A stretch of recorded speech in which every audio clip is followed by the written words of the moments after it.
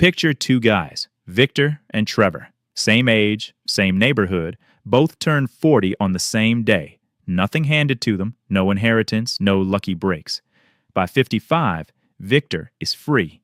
He wakes up without an alarm. He chooses what to do with his day.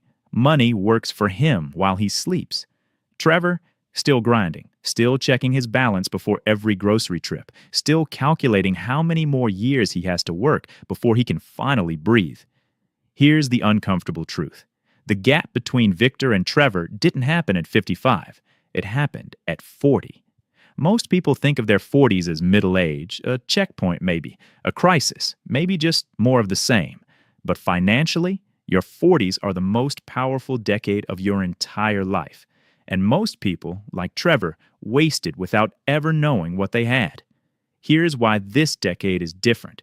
In your 20s, you had time but no money. In your 30s, you had some money, but also debt, kids, life chaos. But in your 40s, if you've been even remotely intentional, you start to have both. Income is higher, the kids are a little older, the panic of early adulthood starts to settle.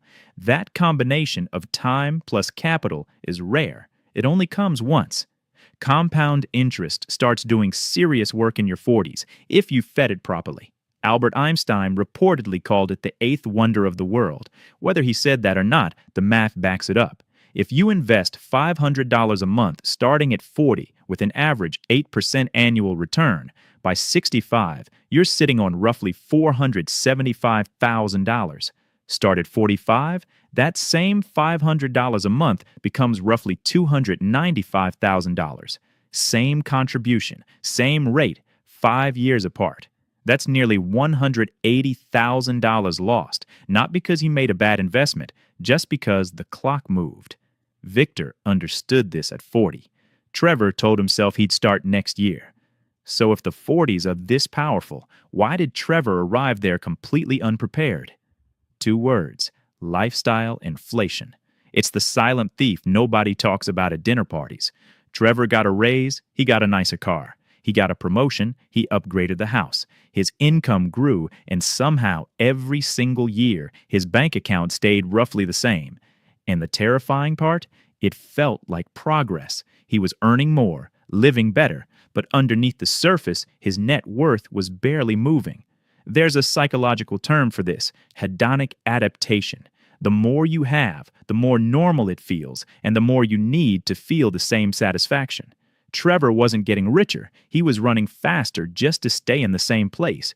By this point, he'd built an entire life around his income: the mortgage, the car payments, private school tuition, the vacations that felt necessary, all tied to what he earned, not what he owned.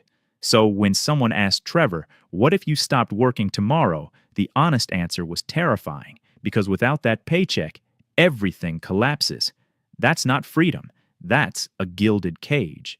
Victor looked at the same paycheck and made a different call. So what did Victor do differently? It comes down to one shift in mindset, and it sounds almost too simple. Victor stopped asking, "How much do I make?" and started asking, "How much do I keep, and what does it do while I sleep?" That single question changed everything for him, because income is a job. Assets are an army. Every dollar Victor put to work in index funds, in real estate, in a high-yield account was a tiny soldier working on his behalf 24 hours a day. The goal wasn't to earn more soldiers, it was to deploy the ones he already had. This is where the FI number, his financial independence number, became Victor's obsession. Your FI number is the amount of money you need invested to live off the returns indefinitely without ever touching the principal. The most widely used formula is the 4% rule. If you can withdraw 4% of your portfolio each year to cover your living expenses, you are financially free. So if you need $60,000 a year to live, your FI number is $1.5 million. That sounds enormous, but knowing the number gave Victor a target, and targets change behavior. Trevor never had a target. He just spent what was left after bills. Victor had a number. Victor had a plan, and by his mid-40s, that plan was accelerating. So what were the actual decisions that separated Victor from Trevor? First, the mortgage decision. Both were mid-mortgage in their 40s. Trevor refinanced, pulled out equity, and renovated the kitchen. It felt smart. The house looked great. Victor looked at that same equity and saw something different. He saw capital. He redirected it into income-producing assets. One move built the cage tighter. The other built the exit door. Second, the retirement account decision. Victor maxed his 401k every single year without exception. He also used the catch-up contribution available to people over 50, an extra $8,000 annually, a lever Trevor didn't even know existed. Trevor was contributing just enough to get the employer match and calling it done. That gap, compounded over 15 years, is the difference between options and obligations. Third, the income diversification decision. Victor knew one stream of income was fragile. One layoff, one health scare, one company restructuring, and everything built on that single stream collapses overnight.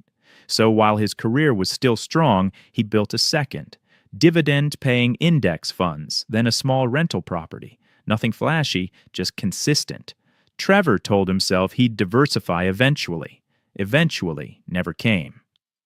Fourth, and this one's uncomfortable, the social spending decision.